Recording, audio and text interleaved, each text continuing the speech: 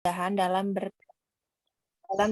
bertransaksi, serta berfungsi untuk mengumpulkan poin di banyak tempat. Inilah contoh use case diagram studi kasus pada OVO. Gambar di samping merupakan contoh use case diagram pada OVO. Adapun penjelasannya sebagai berikut.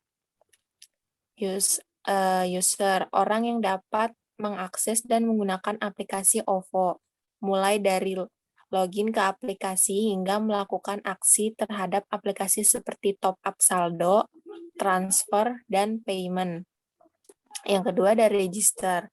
Register merupakan langkah pertama yang dilakukan user ketika ia tidak mempunyai akses pada aplikasi OVO. Mendaftarkan data diri ke dalam aplikasi agar dikenali. Kemudian selanjutnya login. Setelah mendapatkan akun, user harus melakukan login agar dapat mengakses berbagai fitur aplikasi OVO. Kemudian ada top up, suatu kegiatan yang dilakukan user untuk mengisi uang saldo OVO. Terdapat dua pilihan alternatif untuk melakukan top up saldo, yaitu melalui ATM dan internet banking. Kemudian ada transfer. Transfer berfungsi untuk mengirim atau membagikan saldo dalam aplikasi OVO ke pengguna lain, baik sesama OVO ataupun ke rekening tertentu. Yang terakhir ada payment. Ketika user memilih menu payment, maka user dapat melakukan pembayaran lewat aplikasi. Next. Yang kedua ada mesin ATM. Aktor yang terlibat ada nasabah, pihak bank, dan operator ATM. Use case yang ada session, transaksi, transfer, tarik tunai, cek saldo, sistem startup, dan sistem shutdown. Di bawah ini beberapa penjelasan lengkap dari use case tersebut. Yang pertama ada sistem startup. Sistem ini akan dihidupkan oleh operator ketika mengarahkan switch ke posisi on. Operator akan memasukkan sejumlah uang yang tersedia pada brankas ATM, sehingga mesin pun dapat terkoneksi ke bank dan nasabah dapat melakukan berbagai transaksi pada mesin ATM. Yang kedua ada sistem shutdown. Sistem akan dimatikan ketika operator sudah memastikan bahwa tidak ada lagi nasabah yang menggunakan mesin, dan biasanya ketika akan melakukan maintenance. Caranya dengan mengarahkan switch ke posisi off. Selanjutnya ada session. Session akan dimulai ketika nasabah memasukkan kartu ATM ke mesin ATM sampai kartu ATM dicabut dari mesin ATM. Ada transaksi, yaitu meliputi transfer, tarik tunai, dan cek saldo. Kemudian transfer. Transfer terbagi menjadi dua, yaitu transfer antar sesama bank atau berbeda bank. Jika transfer berbeda bank, maka diperlukan memasukkan kode bank tujuan. Kemudian ada tarik tunai. Tarik tunai merupakan proses menarik uang dari saldo, biasanya tertera pada menu tampilan utama. Kemudian yang terakhir ada cek saldo. Cek saldo berfungsi untuk mendapatkan suatu informasi pada rekening seorang nasabah terkait saldo yang dimiliki.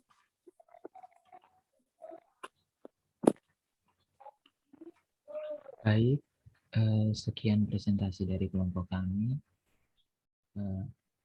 Selanjutnya kami persilakan jika ada teman-teman yang ingin mengajukan pertanyaan.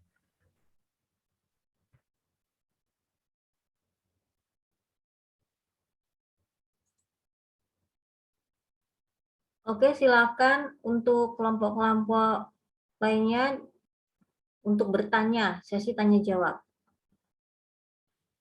Bagi yang belum mengirim materinya ke email forsi.fe@gmail.com, silakan dikirim sekarang ya, karena Ibu mau melihat materinya untuk bertanya dari situ. Oke, baru satu kelompok yang ngumpul. Ibu mau tanya, yang kelompok C udah dikirim kan Bu ya? Iya, Udah masuk ke sudah, kelompok A sama B yang belum ada. Oh iya Bu, makasih Bu. Ya. silakan kelompok yang lainnya ajukan pertanyaan ya. Jadi biar suasana presentasi ini hidup.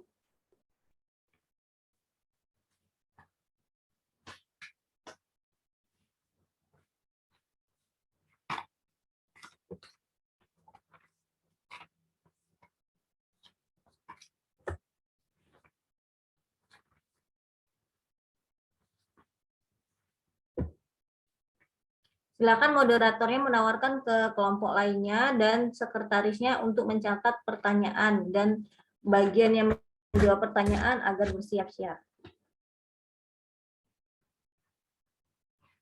Apakah ada dari teman-teman yang ingin bertanya? Waktu dan kesempatan kami persilakan. Maksimal 3 pertanyaan ya. Baik, Bu. Assalamualaikum warahmatullahi wabarakatuh. Saya izin bertanya kepada kelompok A mengenai apa sih yang dimaksud dengan gaya penulisan diagram use case. Maksudnya itu apa yang ciri khas dari penulisan diagram use case menurut pandangan kelompok A? Terima kasih. Baik, terima kasih Kak Firly untuk pertanyaannya.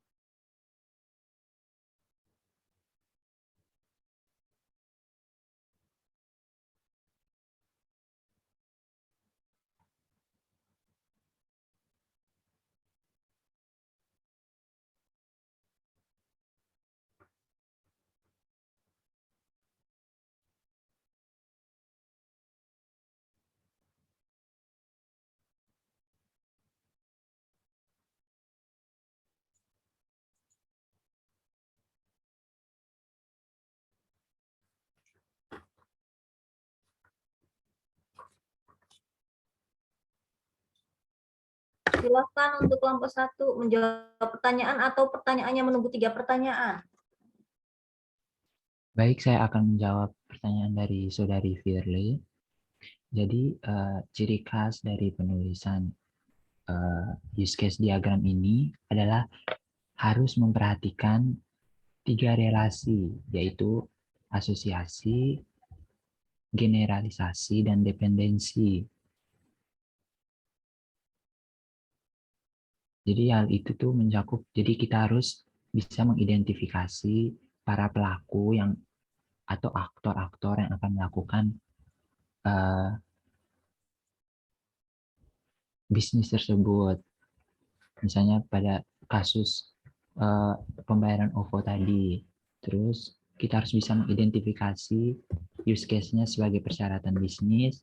Kita harus bisa terus membuat diagram sebagai model use case-nya dan mendokumentasikan naratif use case sebagai persyaratan bisnis.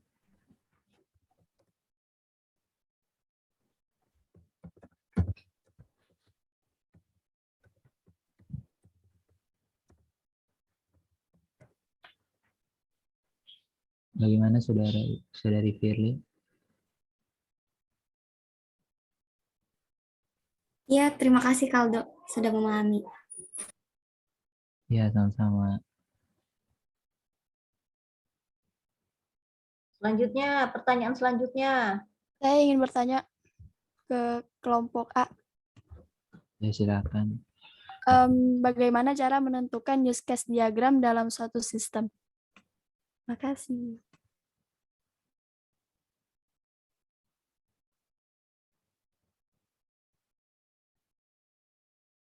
Mohon maaf Kak, bisa diulang pertanyaannya? Em, Bagaimana cara menentukan use case diagram dalam suatu sistem? Baik Kak, terima kasih. Ya,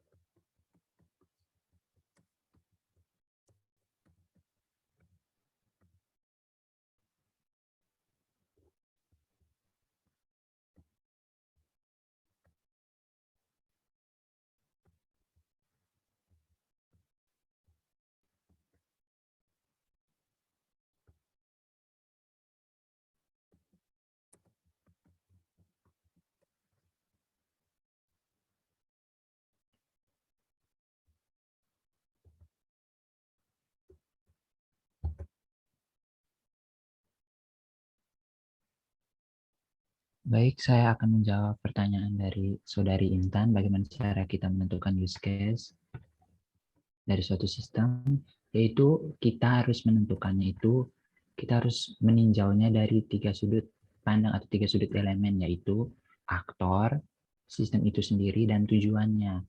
Contohnya tadi seperti contoh mesin ATM, itu aktornya kan kita bisa lihat. Aktornya itu nasabah, pihak bank, dan operator ATM. Terus sistemnya itu kita bisa lihat ada sistem startup dan juga sistem shutdown. Sistem startup itu yang untuk mengarahkan switch-nya ke posisi on. Kalau sistem shutdown itu yang untuk mematikannya. Terus kalau untuk tujuannya itu adalah apa yang akan dilakukan aktor itu pada suatu sistem itu. Misalnya dalam mesin ATM. Tujuannya kan untuk melakukan transaksi seperti bisa mengecek saldo, bisa melakukan transfer, bisa melakukan tarik tunai, dan lain-lain. Seperti itu, Kak Intan.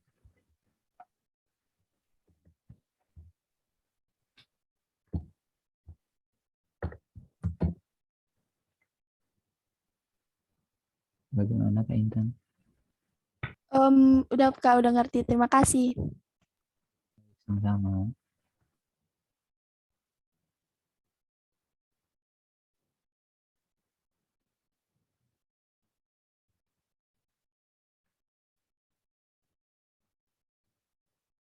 Untuk pertanyaan selanjutnya,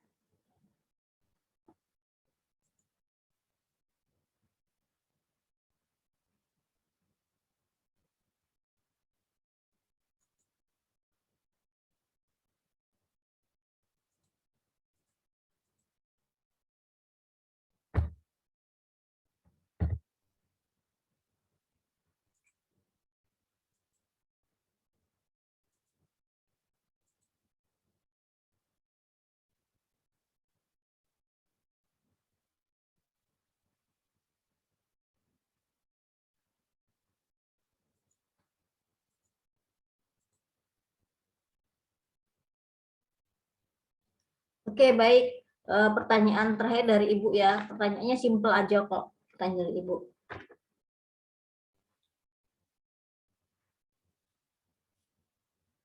Coba sebutkan simbol dari use case diagram. Simbol-simbolnya dari use case diagram.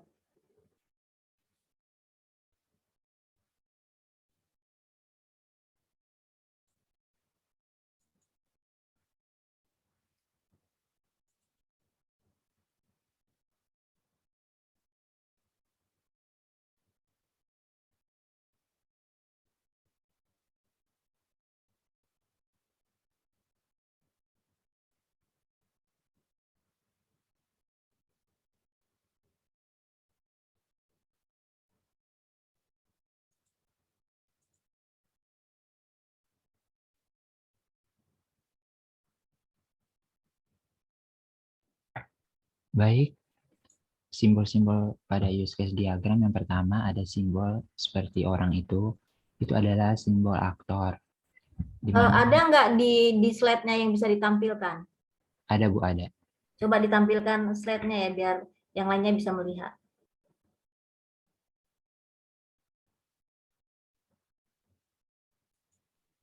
Simbol-simbol pada use case diagram kita bisa lihat pada slide. Yang pertama ada simbol seperti orang itu.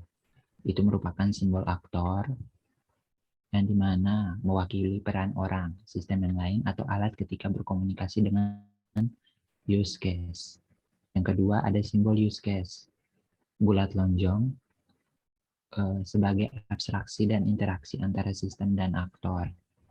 Yang ketiga ada simbol tanda panah ke kanan atau asosiasi. Itu sebagai abstraksi dan penghubung antara aktor dan use case. Yang berikut ada simbol tanda panah ke kanan tapi garisnya putus-putus. Itu adalah simbol generalisasi yang dimana menunjukkan spesialisasi aktor untuk dapat berpartisipasi dengan use case. Yang berikutnya ada simbol tanda panah ke arah kiri. Di atasnya dengan tulisan include. Itu adalah simbol include di mana menunjukkan bahwa suatu use case seluruhnya merupakan fungsionalitas dari use case lainnya. Yang berikut ada tanda panah ke arah kiri juga, tapi di atasnya tulisan extend, yaitu menunjukkan bahwa suatu use case merupakan tambahan fungsional dari use case lainnya jika suatu kondisi terpenuhi.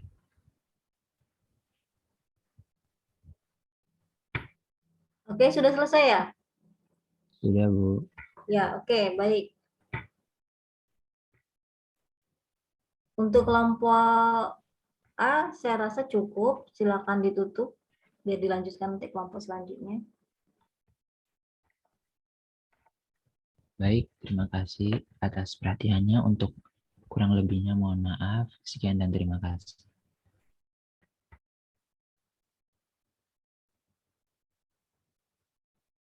Oke, baiklah. Untuk selanjutnya bisa dilanjutkan kelompok Firly ya. Iya, Bu. Mohon ditunggu sebentar ya, Bu. Kelompok Firly, kelompok C. Iya. Oke.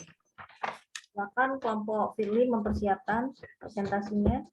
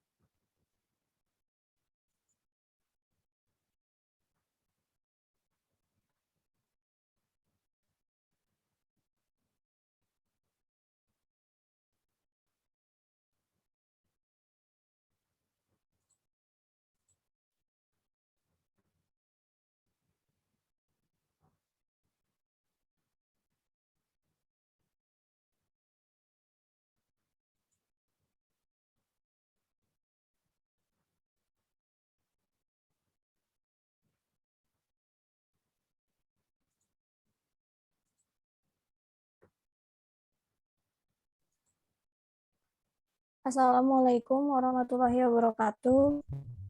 Waalaikumsalam warahmatullahi wabarakatuh. Kepada yang terhormat Ibu Asih Susanti selaku dosen di mata kuliah Teori Sistem Informasi dan teman-teman sekalian yang saya banggakan, kami dari kelompok E yang terdiri dari Intan Ratnasari, Pilih Adinda Putri Ajahra, dan saya Kamali Mardiah akan mempresentasikan mengenai perancangan sistem model UML. Untuk mempersingkat waktu, kami akan langsung mempresentasikannya. Untuk pemateri pertama yaitu Intan Ratnasari, persilahkan. Oke, terima kasih Mbak Kamalia. Sebentar. Pengertian UML. Unified Modeling Language is sebuah bahasa yang telah menjadi standar dalam industri untuk visualisasi, merancang, dan mendokumentasikan sistem piranti lunak. Unified Modeling Language menawarkan sebuah standar untuk merancang model sebuah sistem. Dengan menggunakan Unified Modeling Language, kita dapat membuat model untuk semua jenis aplikasi perangkat lunak, di mana aplikasi tersebut dapat berjalan pada perangkat keras, sistem operasi, dan jaringan apapun, serta ditulis dalam bahasa pemrograman apapun. Tetapi, karena Unified Modeling Language juga menggunakan Flash dan Operation dalam konsep dasarnya, maka ia lebih cocok untuk penulisan piranti lunak dalam bahasa berorientasi objek seperti C++, Java, C Pagar, atau VB.NET. Walaupun demikian, Unified Modeling Language tetap dapat digunakan untuk modeling aplikasi prosedural dalam VB atau C. Menurut Unified Modeling Language adalah bahasa pemodelan standar yang memiliki sintak dan semantik sehubungan dengan hal tersebut. Kalau menurut Nugroho, itu mengatakan Unified Modeling Language adalah bahasa pemodelan untuk sistem atau perangkat lunak yang berparadigma atau berorientasi objek. Pemodelan sesungguhnya digunakan untuk penyederhanaan permasalahan-permasalahan yang kompleks sedemikian rupa, sehingga lebih mudah dipelajari dan dipahami. Ruang lingkup Unified Modeling Language itu dalam kerangka spesifikasi Unified Modeling Language menyediakan model-model yang tepat, tidak mendua arti atau ambigu, serta lengkap. Secara khusus, Unified Modeling Language menspesifikasikan langkah-langkah penting dalam pengambilan keputusan analisis, perancangan, serta implementasi dalam sistem yang sangat bernuansa perangkat lunak atau software intensive system. Pemetaan Unified Modeling Language bersifat dua arah, yaitu ada generasi kode bahasa pemrograman tertentu dari Unified Modeling Language Forward Engineering. Yang kedua ada generasi kode belum sesuai dengan kebutuhan dan harapan pengguna. Pengembang dapat melakukan langkah balik bersifat iteratif dari implementasi ke Unified Modeling Language hingga didapat sistem atau piranti lunak yang sesuai dengan harapan pengguna dan pengembang. Area penggunaan Unified Modeling Language digunakan paling efektif pada domain seperti sistem informasi perusahaan, sistem perbankan, bidang telekomunikasi, bidang penerbangan, bidang perdagangan, dan bidang pengetahuan. Tujuan Unified Modeling Language itu memodelkan suatu sistem dalam sebuah alur berupa gambar, memperjelas suatu flow atau alur sistem kemana arah sistem, mulai dari awal hingga akhir dalam suatu sistem yang akan dibuat. Yang ketiga, menggambarkan interaksi apa saja yang terjadi dalam suatu sistem. Yang keempat, menggambarkan apa saja dan siapa saja yang terlibat dalam suatu sistem. Dan yang terakhir itu ada memodelkan perangkat apa saja yang dibutuhkan pada sistem yang akan dibuat. Manfaat Unified Modeling Language itu yang pertama memudahkan para programmer dalam membuat sistem yang akan dibuat. Yang kedua,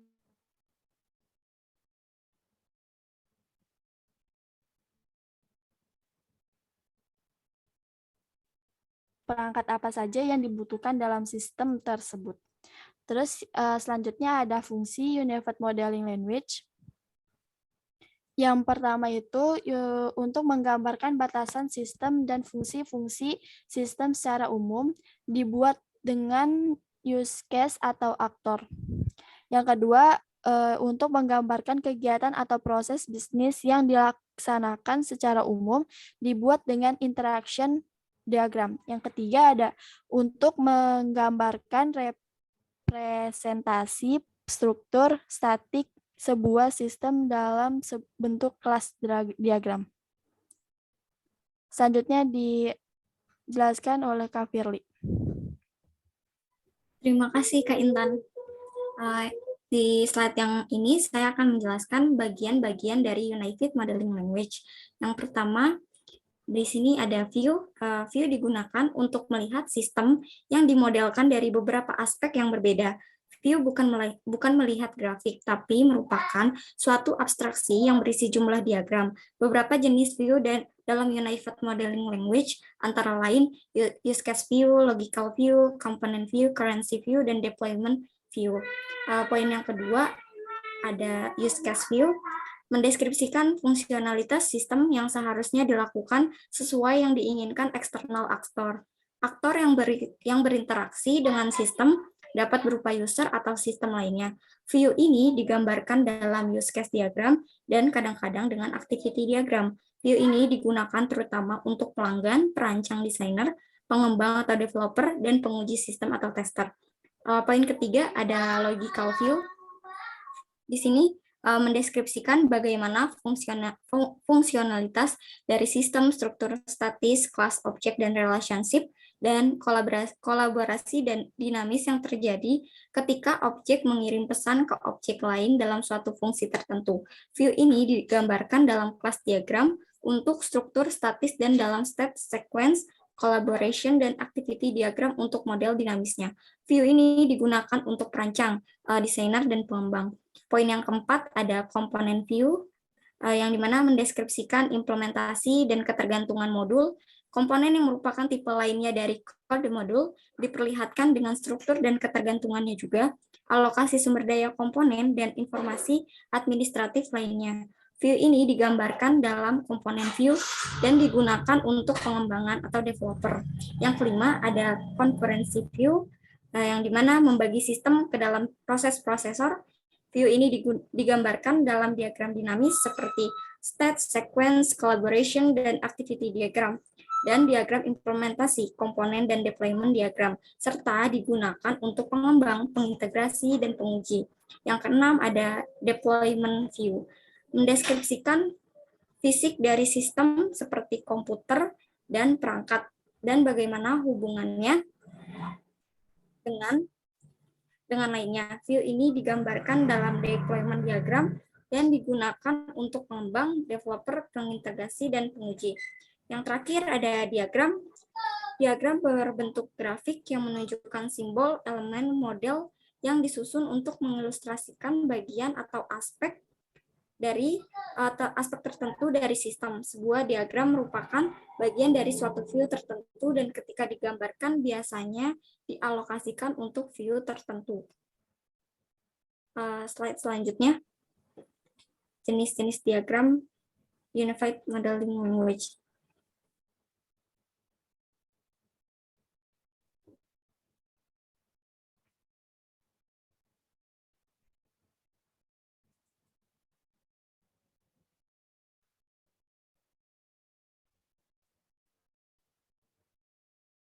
Oke, saya akan melanjutkan di slide yang jenis-jenis diagram Unified Modeling Language. Yang pertama ada activity diagram. Activity diagram menyediakan analisis dengan kemampuan untuk memodelkan proses dalam suatu sistem informasi. Activity diagram dapat digunakan untuk alur kerja model, use case individual, atau logika keputusan yang terkandung dalam metode individual. Activity diagram juga menyediakan pendekatan untuk proses pemodelan paralel. Pada dasarnya, diagram aktivitas canggih dan merupakan diagram aliran data yang terbaru. Secara teknis, diagram aktivitas menggabungkan ide-ide proses pemodelan dengan teknik yang berbeda, termasuk model acara, state chart, dan Petri nets. Poin yang kedua, ada use case diagram. Use case diagram adalah abstraksi dari interaksi antara sistem dan aktor. Use case bekerja dengan cara mendeskripsikan tipe interaksi antara user sebuah sistem dengan sistem sendirinya melalui sebuah cerita bagaimana sebuah sistem dipakai. Poin ketiga, ada class diagram, yang dimana deskripsi kelompok objek-objek dengan properti, perilaku atau operasi, dan relasi yang sama. Sehingga dengan adanya kelas diagram dapat memberikan pandangan global atas sebuah sistem. Hal tersebut tercermin dari kelas-kelas yang ada dan relasinya satu dengan yang lainnya. Ada yang keempat, poin objek diagram, yang merupakan sebuah gambaran tentang objek-objek dalam sebuah sistem pada satu titik waktu, karena lebih menonjolkan perintah-perintah daripada kelas objek diagram lebih sering disebut sebagai sebuah diagram perintah. Objek diagram sangat mirip dengan diagram kelas. Perbedaan utamanya adalah bahwa diagram objek menggambarkan objek dan hubungan mereka. Yang kelima ada state diagram. State diagram menggambarkan urutan keadaan yang dilalui objek dalam suatu kelas karena suatu kejadian menyebabkan suatu perpindahan aktivitas atau state. Yang keenam ada komponen diagram.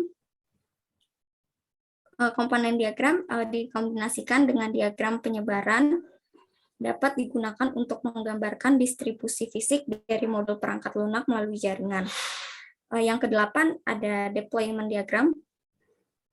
Deployment diagram menggambarkan detail bagaimana komponen dideploy dalam infrastruktur sistem, di mana komponen akan terletak pada mesin, server, atau piranti keras. Bagaimana kemampuan jaringan pada lokasi tersebut, seperti spesifikasi server dan hal-hal lain yang bersifat fisikal, hubungan antar node, misalnya TCP atau IP, dan requirement dapat juga didefinisikan dalam diagram ini. Poin yang ke-9, ada collaboration diagram. Maaf, yang ke poin ke-8 ada collaboration diagram. Diagram juga menggambarkan interaksi antara objek seperti sequence diagram, tetapi lebih menekankan pada peran masing-masing objek dan bukan pada waktu penyampaian message. Yang poin ke-9 ada sequence diagram. Sequence diagram menjelaskan interaksi objek yang disusun berdasarkan urutan waktu. Secara mudahnya, sequence diagram adalah gambaran tahap demi tahap yang seharusnya dilakukan untuk menghasilkan sesuatu sesuai dengan use case diagram.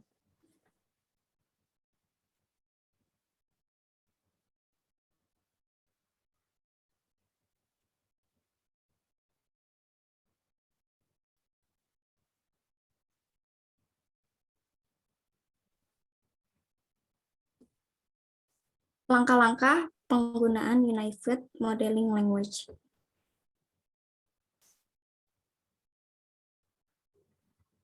Di sini yang pertama kali adalah buat daftar basinis proses dari level tertinggi.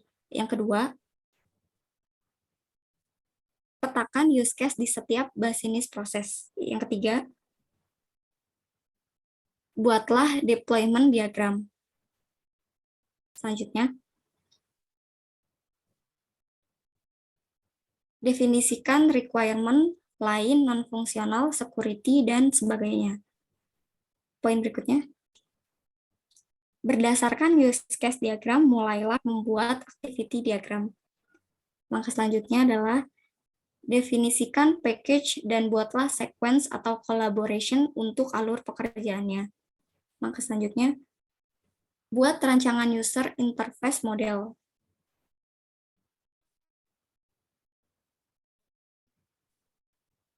Di sini ada buat rancangan user interface model, lalu berdasarkan model yang sudah ada, buatlah kelas diagramnya.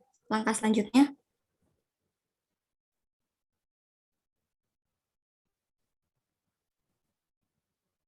setelah membuat kelas, buatlah komponen yang memungkinkan terjadinya pengelompokan kelas.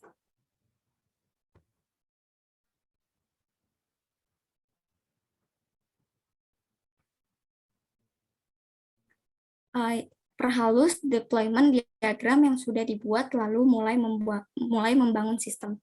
Poin yang terakhir, lakukanlah uji model dan uji integritas serta perbaiki model beserta kodenya. Slide selanjutnya.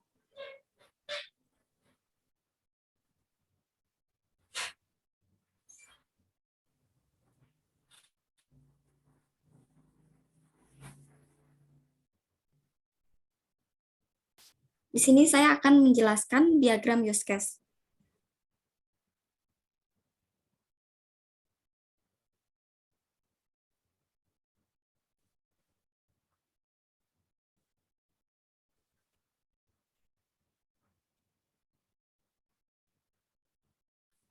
Use case diagram adalah gambaran grafikal dari beberapa atau semua aktor use case dan interaksi di antara komponen-komponen tersebut yang memperkenalkan suatu sistem yang akan dibangun. Use case diagram menjelaskan manfaat suatu sistem jika dilihat menurut pandangan orang yang berada di luar sistem. Slide selanjutnya.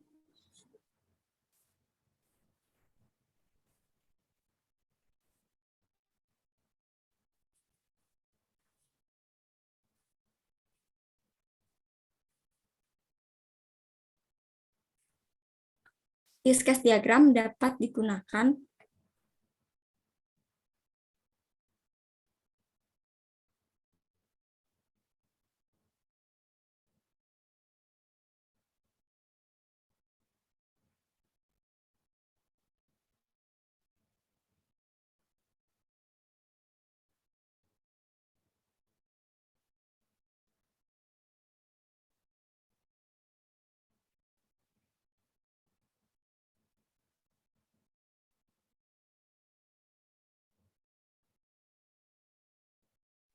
Ya, saya akan lanjutkan di slide ini. Use case diagram dapat digunakan selama proses analisis untuk menangkap requirement sistem dan untuk memahami bagaimana sistem seharusnya bekerja. Slide selanjutnya.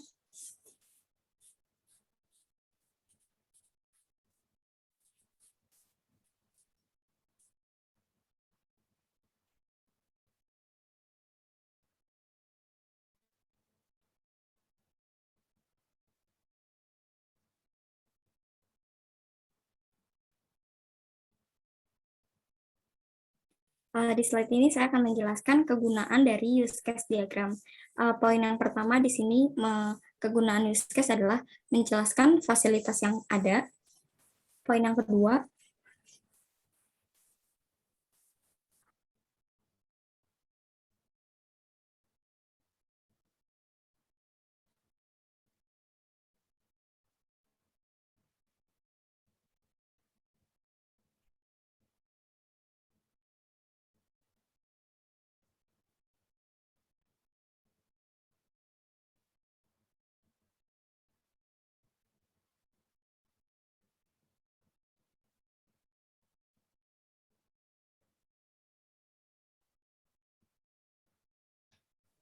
yang kedua ada komunitas dengan klien. Poin ketiga, membuat tes dari kasus-kasus secara umum. Slide selanjutnya akan dijelaskan oleh Kamalia Mardia. Ya, untuk selanjutnya itu ada use case diagram. Yang pertama ada kelebihan dan kekurangannya. Untuk kelebihan dari use case diagram sebagai berikut. Yang pertama yaitu interaksi antara pengguna dan sistem lain dan sistem yang akan dibuat cukup tergambar dengan baik. Yang kedua yaitu penggambaran dengan sederhana, membuat identifikasi kebutuhan dengan use case dapat dengan lebih mudah untuk dipahami. Untuk kelemahan dari use case diagram sebagai berikut. Yang pertama yaitu ada kekurangan mengenai data masih kurang teridentifikasi dengan baik. Lalu selanjutnya ada manfaat use case diagram. Yang pertama yaitu ada digunakan untuk berkomunikasi dengan end user dan domain expert. Yang kedua itu menyediakan buy-in pada tahap awal pengembangan sistem. Lalu ada memastikan pemahaman yang tepat tentang requirement atau kebutuhan sistem. Yang keempat yaitu digunakan untuk mengidentifikasi. Dan yang terakhir yaitu siapa yang berinteraksi dengan sistem dan apa yang harus dilakukan sistem. Untuk selanjutnya yaitu komponen pembentuk use case diagram. Yang pertama ada use case. Use case merupakan gambaran umum dari fungsional sebuah sistem. Dengan begitu, pengguna dan konsumen dapat mengetahui setiap fungsi yang dibangun dengan sistem tersebut. Untuk yang kedua yaitu aktor. Aktor merupakan setiap hal di luar sistem yang menggunakan komponen sistem untuk melakukan sesuatu. Aktor dapat berupa manusia, perangkat, atau bahkan sistem tersebut yang menjadi peranan dalam keberhasilan sebuah operasi dalam sistem yang dibangun. Untuk yang ketiga yaitu ada relationship. Relationship adalah relasi yang terdapat pada suatu use case. Ada beberapa relasi yang terdapat pada use case diagram. Yang pertama ada association. Association adalah teknik yang digunakan untuk mengidentifikasi sebuah interaksi antara komponen aktor dengan use case tertentu. Untuk yang kedua yaitu ada dependency. Relation terbagi menjadi dua jenis yaitu include dan exclude.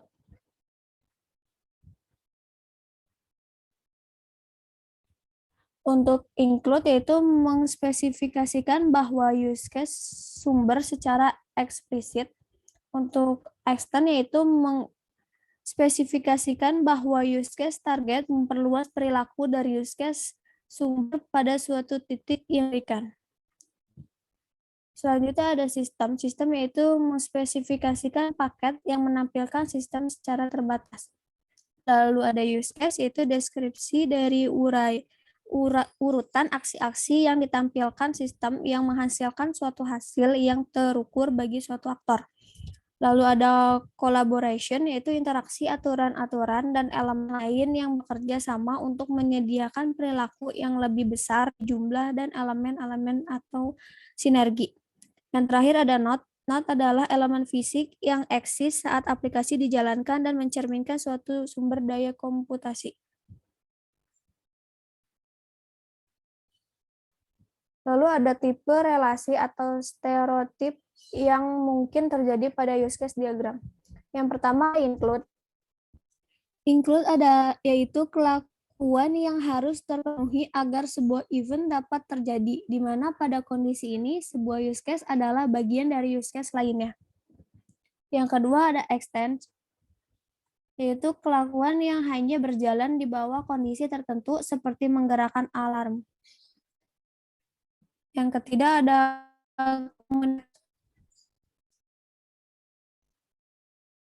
communicate mungkin ditambahkan untuk asosiasi yang menunjukkan asosiasinya adalah communicate association. Ini merupakan pilihan selama asosiasi hanya tipe relationship yang dibolehkan antara aktor dan use case. Lalu ada collaboration. Collaboration yaitu interaksi aturan-aturan dan elemen lain yang bekerja sama untuk menyediakan perilaku yang lebih besar dari jumlah dan elemen-elemennya. Ada node. Node adalah elemen fisik yang eksis saat aplikasi dijalankan dan mencerminkan suatu sumber daya komputasi. Lalu yang terakhir ada sistem. Sistem yaitu komponen ini menyatakan batasan dari sistem di dalam relasi yang dilakukan dengan aktor yang menggunakannya atau di luar sistem, serta fitur harus disediakan di dalam sistem tersebut.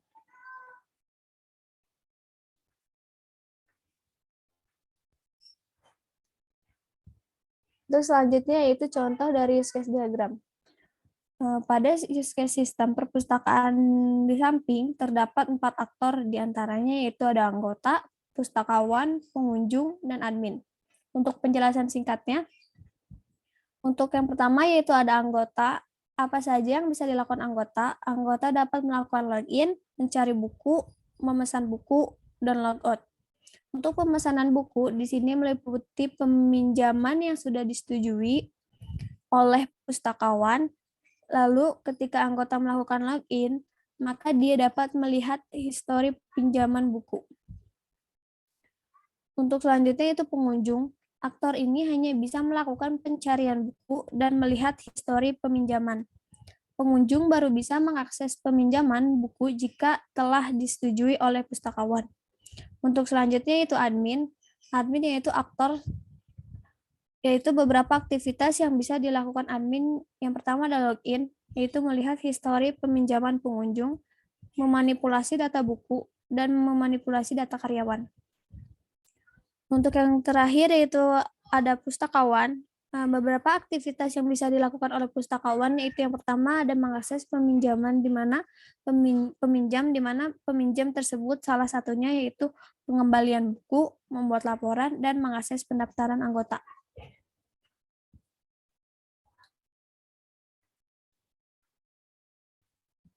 Sekian presentasi dari kami. Untuk selanjutnya yaitu sesi tanya jawab. Yang ingin bertanya dipersilahkan.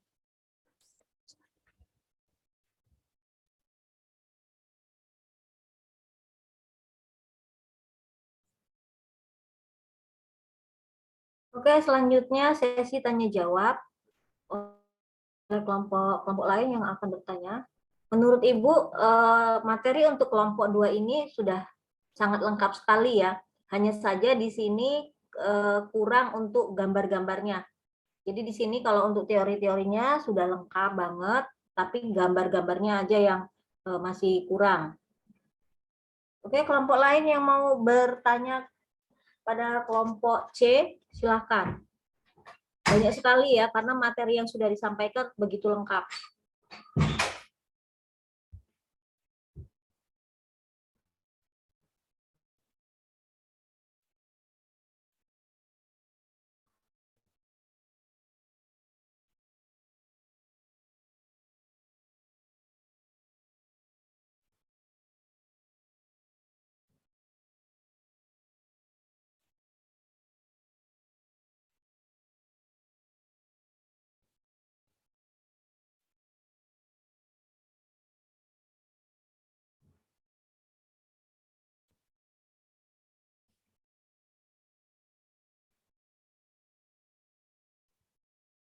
Apakah ada yang ingin bertanya?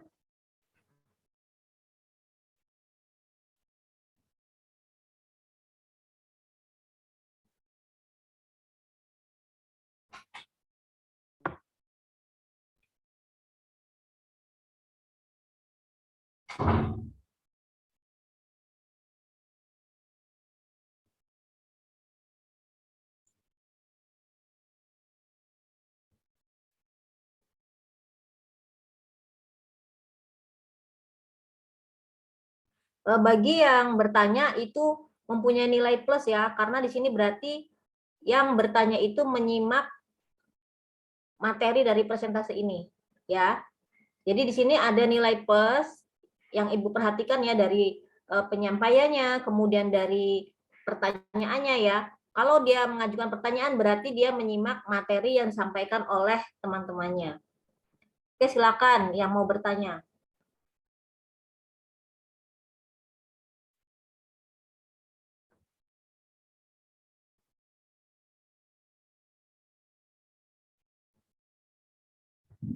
Izin bertanya, Bu. Izin bertanya, Kak. Iya, Kak Aldo. Ya, terima kasih atas kesempatan yang telah diberikan. Saya ingin bertanya,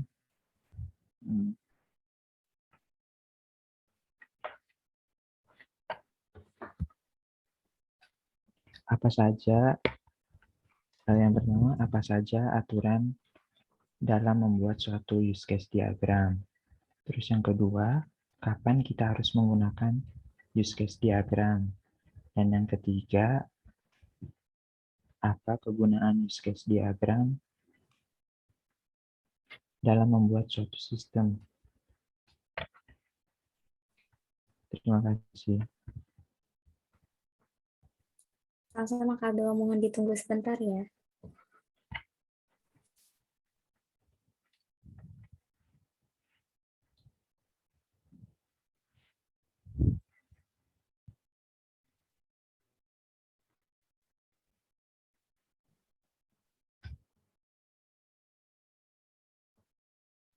Jadi pertanyaan yang pertama, apa saja aturan dalam membuat use case diagram?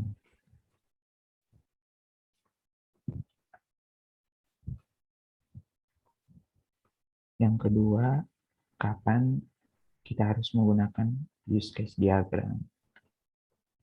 Dan yang ketiga, apa kegunaan use case diagram dalam suatu sistem?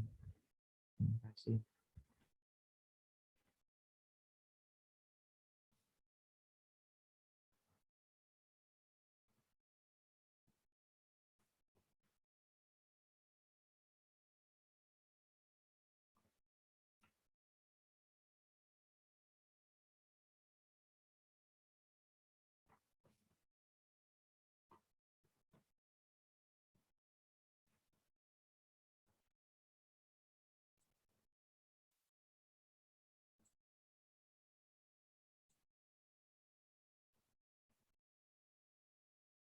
Maaf Kaldo, untuk pertanyaan poin yang pertama, itu apa saja aturannya itu maksudnya cara menentukan use case diagramnya.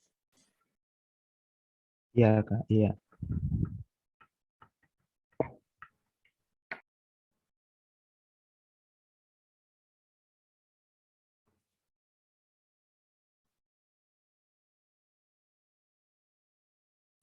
Oke, saya akan menjawab pertanyaan dari Kaldo yang poin pertama, cara membuat use case diagram. Di sini saya yang pertama adalah identifikasi terlebih dahulu siapa saja yang akan menggunakan website tersebut. Pilih salah satu user dari situs website yang akan diimplementasikan. Yang ketiga, tentukan juga apa saja yang akan dilakukan oleh pengguna di dalam situs tersebut. Yang keempat, untuk setiap use case-nya kita perlu untuk memutuskan rangkaian setiap kejadian atau aktivitas secara normal saat user menggunakan sistem tersebut atau website tersebut. Yang ke poin berikutnya, menjelaskan tahapan dasar dalam mendeskripsikan sebuah use case diagram. Yang poin berikutnya, saat tahapan dasar dilakukan, kita dapat mempertimbangkan rangkaian acaranya mau seperti apa, alternatif dan extend pada diagram tersebut jika itu diperlukan. Poin yang berikutnya, selanjutnya dapat mencari kesamaan di use case tersebut, kemudian ekstrak dan catat hasilnya. Poin yang terakhir, ulangi langkah kedua hingga ketujuh untuk user lainnya. Dan poin yang kedua, kapan use case itu digunakan. Menurut saya, use case itu digunakan atau dibuat atau dirancang ketika kita akan membangun sebuah sistem yang dimana dari use case tersebut dapat menggambarkan bagaimana rangkaian dan aktivitas kejadian yang akan terjadi di dalam sebuah sistem tersebut. Poin yang ketiga dalam pertanyaan Kak Aldo akan dijelaskan oleh Kamalia.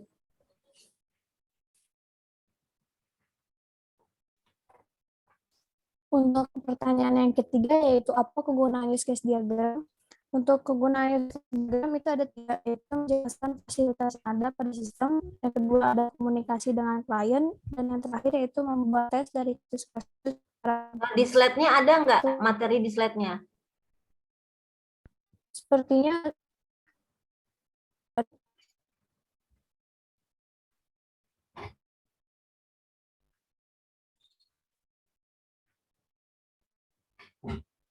Jadi jika bertanya kemudian jawaban itu ada di materi slide-nya ditampilkan ya.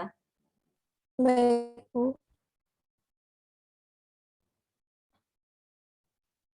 Untuk Jika tidak Aldo, ada, nggak apa-apa. iya. Untuk Aldo, apakah masih ada yang belum dipahami? Sudah jelas, Kak. Terima kasih untuk Kak Firly dan Kak Kamalia untuk penjelasannya. Iya, sama-sama, Kak. Untuk Sama-sama, selanjutnya, Kak. apakah ada pertanyaan lagi?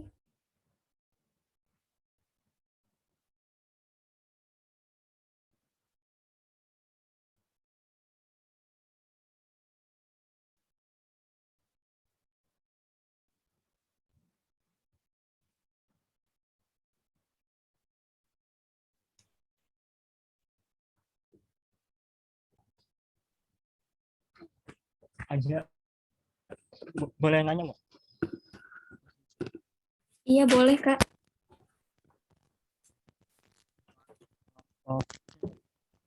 Apakah dalam pembuatan Siapa yang bertanya, aplikasi harus siapa? menggunakan Nana, Bu, dari kelompok A. Oke. Apakah dalam pembuatan aplikasi itu harus menggunakan UML?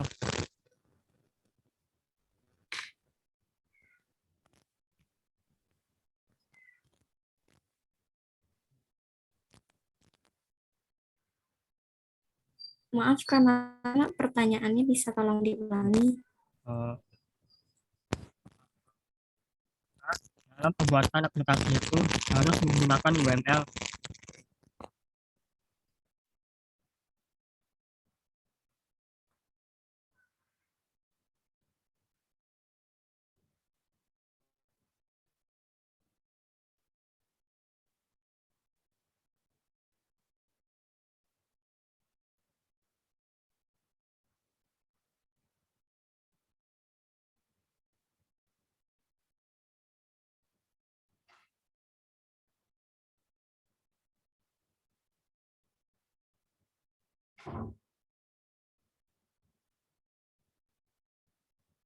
Saya ingin menjawab pertanyaan Kak Nana dalam pembuatan aplikasi, apakah dalam pembuatan aplikasi harus menggunakan UML?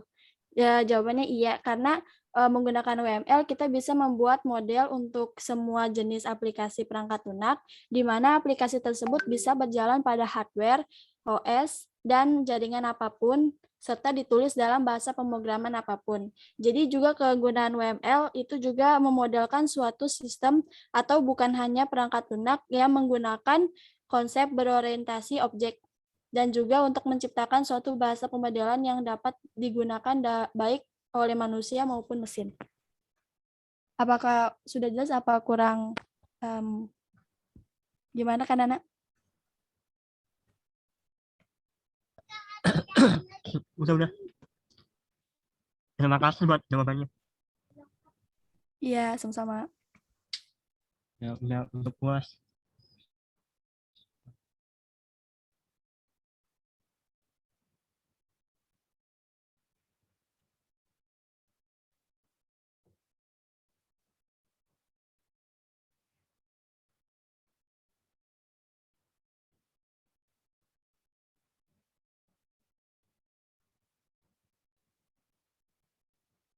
Pertanyaan selanjutnya. 3 pertanyaan ya.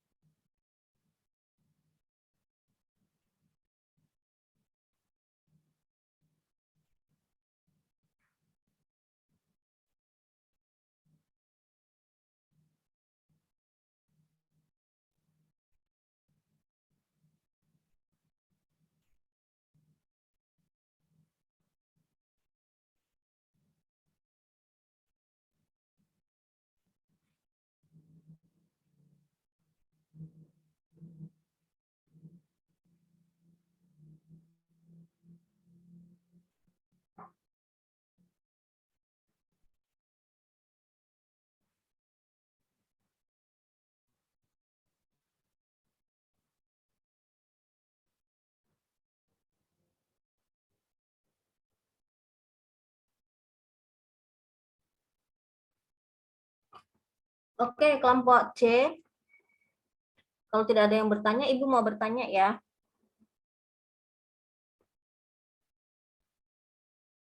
Halo. Iya, Ibu. Oke, tadi untuk contoh pembuatan use case yaitu tadi ada pada perpustakaan ya. Iya, Bu. Benar, Bu. Ya.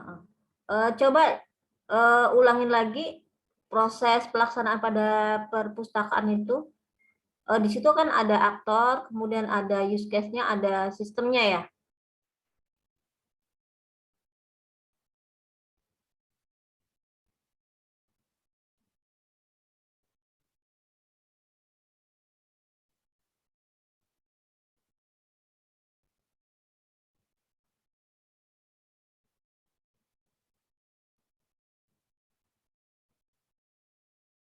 Udah ketemu poin contoh tadi. Iya Bu, ini di slide yang ini Bu. Coba slide-nya ditampilkan ya. Karena yang dikirim ke email nggak ada tadi contohnya.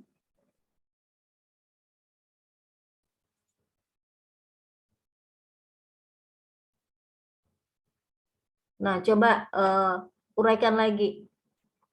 Jadi teman-teman yang lain perhatikan ya. Jadi dari inti UML dan use case ini implementasinya pembuatan dituangkan dalam bentuk gambar ya, diagram ya.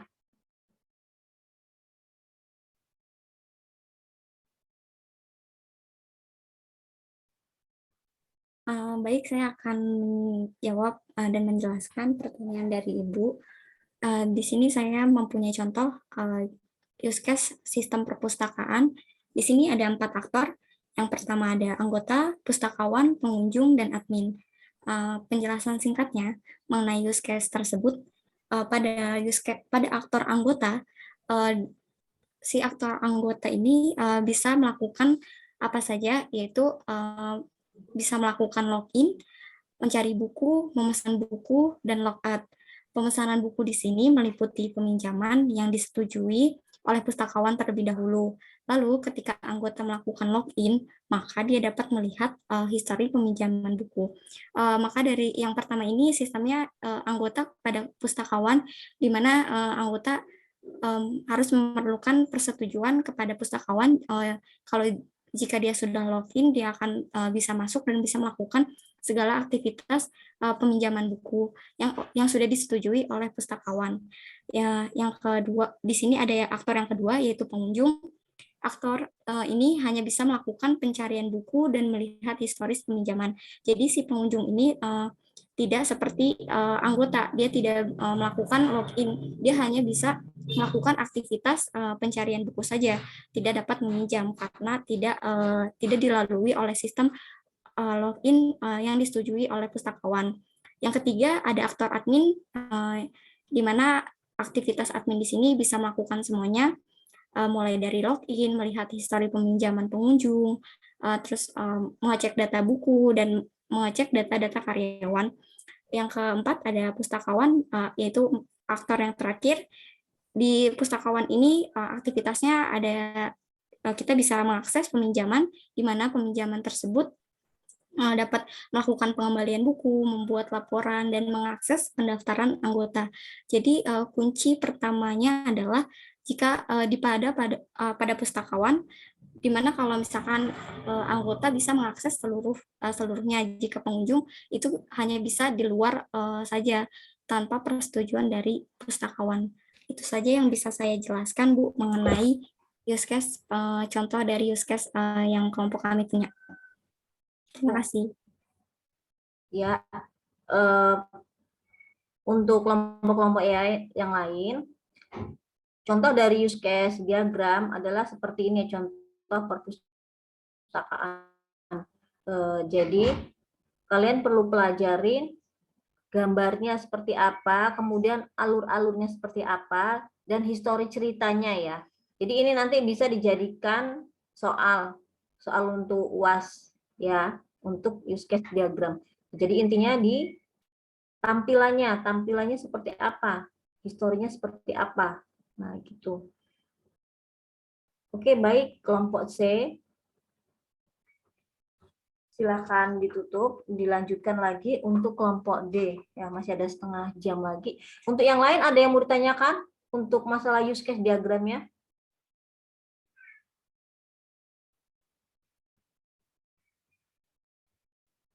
Mungkin cukup ya untuk kelompok C. Oke, silakan ditutup.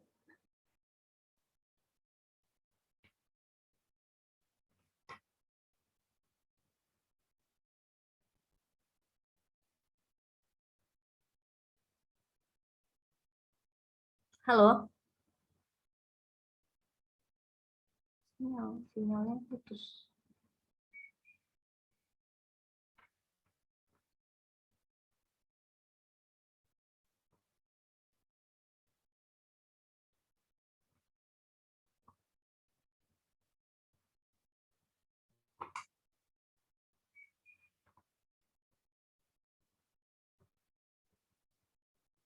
Oke, kelompok C.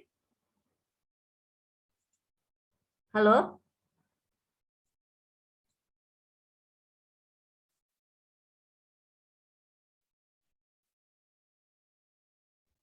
Iya, Bu. Ya, silakan Sekian tutup sinyalnya presentasi. ya. Sinyalnya putus ya. Iya, Bu. Ada kendala jaringan. Oke, silakan ditutup untuk kelompok C biar dilanjutkan kelompok B ya. Masih ada waktu kurang lebih 30 menit lagi. Iya, baik, Bu. Sekian dari kami. Kurang lebihnya mohon maaf. Billahi taufiq wal hidayah. Assalamualaikum warahmatullahi wabarakatuh. Waalaikumsalam warahmatullahi wabarakatuh. Wabarakatuh. Oke, untuk selanjutnya silakan persiapan untuk kelompok B presentasinya. Ibu maaf, untuk yang kelompok B tidak masuk semua, Bu. Nggak masuk semua.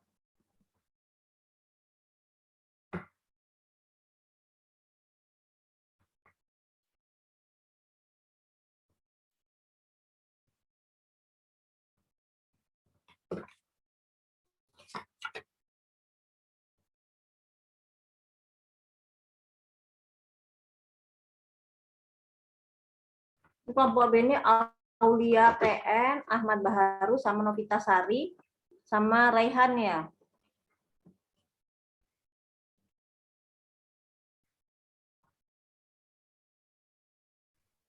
Ya, Bu.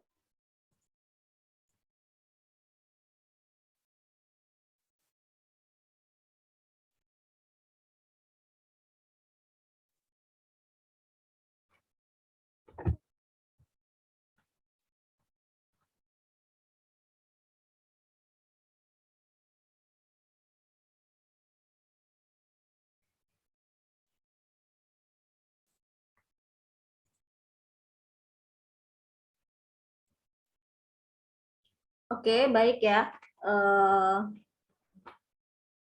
Jadi untuk materi yang Ibu upload ke e-learning ITTS ya, silakan kalian pelajarin juga. Kemudian dari materi-materi yang sudah presentasi-presentasi yang sudah disampaikan oleh teman-teman kalian semua, itu sudah lebih lengkap ya. Ibu pikir udah lebih lengkap. Jadi kalian bisa pelajarin, bisa saling tukar materi ya antar kelompok. Hanya saja di situ lebih lengkap lagi jika dilengkapi dengan simbol-simbolnya.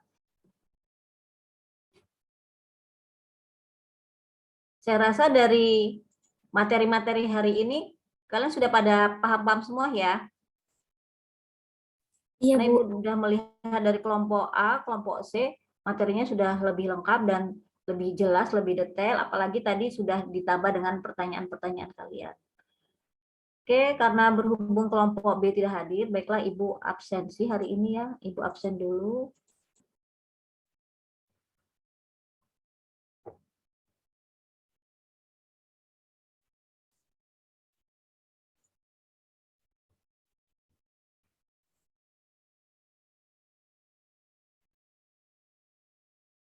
Aulia Puspita Nabila. Nggak hadir ya, nggak masuk ya.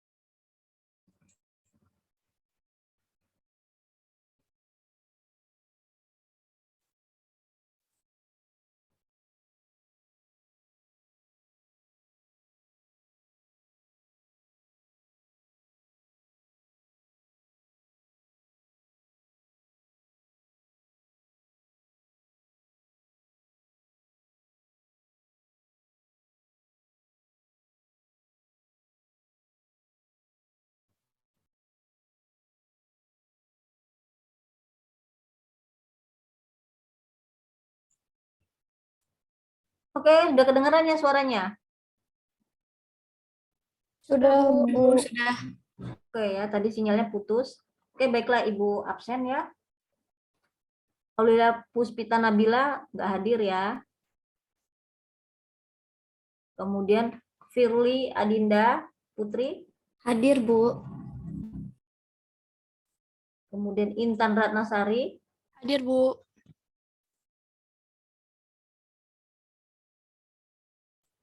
Yes.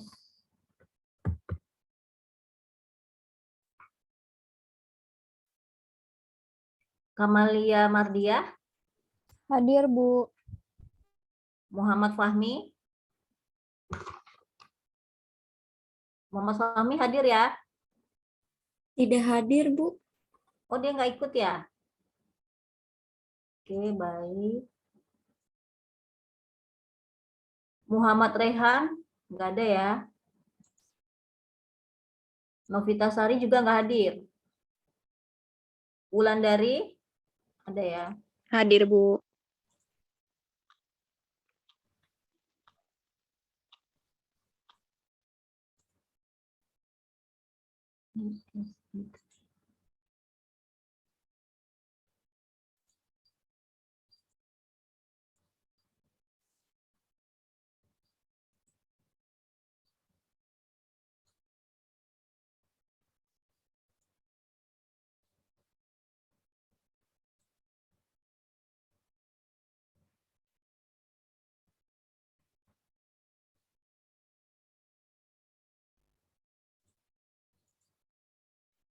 Oke, yang absen untuk TI sudah kelihatan?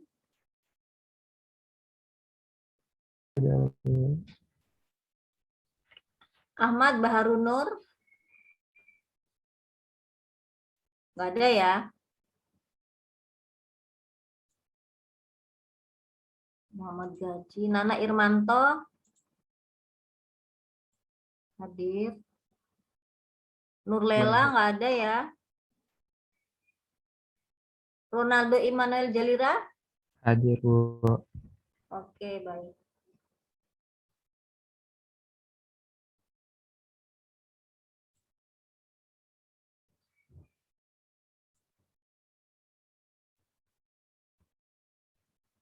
Oke, baiklah ya. Untuk materi hari ini tentang analisa perancangan menggunakan UML dan use case, semoga kalian paham dan lebih jelas karena sudah tadi disampaikan oleh teman-teman dan ada tanya jawab juga ya. Kemudian kalian silakan download materi Ibu ya di e-learning. Kemudian untuk lebih lengkapnya nanti ditambahkan materi dari teman-teman kalian ya, saling bertukar. Baiklah, untuk hari ini Ibu cukupkan sampai di sini ya. Sebelumnya Ibu mau nanya, kenapa nih kelompok B satu kelompok nggak datang semua ya? Iya, Bu. Kurang tahu deh, Bu, kalau kenapa nggak masuknya, Bu. Iya, ini kok kebetulan empat-empatnya nggak ada semua. Oke, baiklah ya, mungkin ada kepentingan yang lain. Sampai di sini Ibu cukupkan dan Ibu akhiri. Kurang lebihnya Ibu mohon maaf. Wabillahi taufiq wal hidayah. Wassalamualaikum warahmatullahi wabarakatuh. Waalaikumsalam warahmatullahi wabarakatuh. Terima kasih, Bu. Terima kasih, Bu. Sama-sama.